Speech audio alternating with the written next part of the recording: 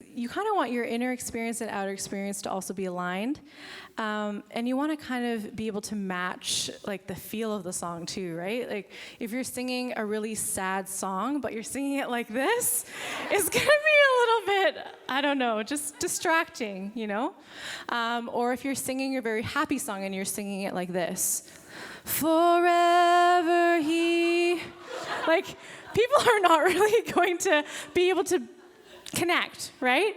So really being aware that your facial expressions, it really adds to that process of authenticity and connection. And another thing, kind of what we talked about before about the uncomfortable nature of things, if you're singing and you look like you're in pain, people are probably going to feel like your pain, you know, especially the sensor feeler empathizers out there. They're going to be, you know, oh, will she hit the note? Like, forever he, right? I can just feel the tension in my face, and I know you can probably feel it as well. So yeah, just really being aware that it's important, and of course not giving it too much weight and being really self-conscious, but also just being aware that it does matter. Do's and don'ts. Be an usher versus an attendance seeker. And what I love is that in one of the Worship Central seminars, they talked about how an usher is someone who kind of brings people and draws people into the vicinity to look at what's happening in the front. So for example, an usher at a wedding, you know, sits you down to the seat, in the seat, and that usher might be like the groom's best friend or something. And he wants the groom to shine. He wants the person. And in that sense, you know, we want Jesus to shine. We want him to be, you know, all glory, honor, and praise. So being an usher versus an attention seeker. And I don't know if any of you have seen, you know, certain attention-seeking behaviors on stage. And yeah, sometimes it can be very distracting. Right, so that leads into the next point. So help versus a hinderer.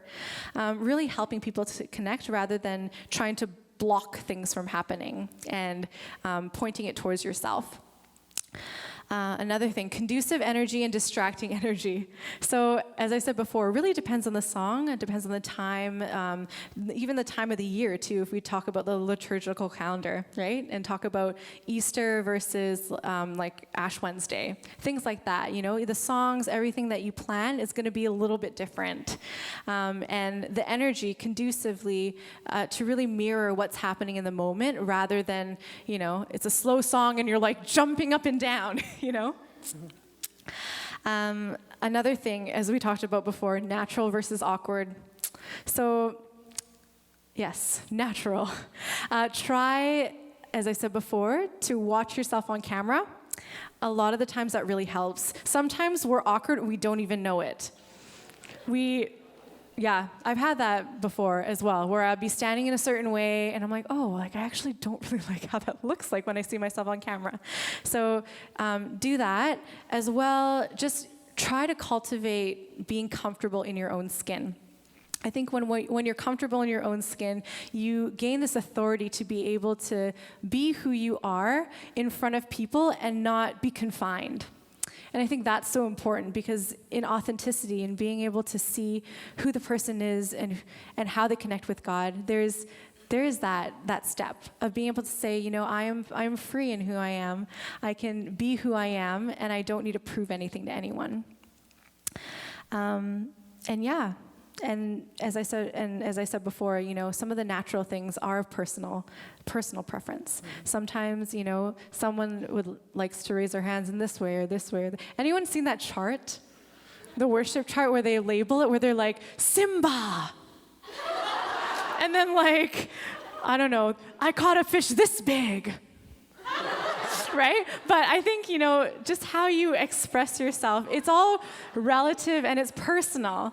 But yeah, in a sense, I challenge you as well too. Like if you feel like you're forced into something, to doing things because everyone else is doing it. For example, like, oh, everyone else is raising my hand, so I'm going to raise it, and they look like they're doing it at some sort of an angle. Oh, I wonder what that angle is. Okay, I think I got it. Right? But really making sure that in your heart you feel that this is where what your body is doing, because this is where you are with God. Be authentic.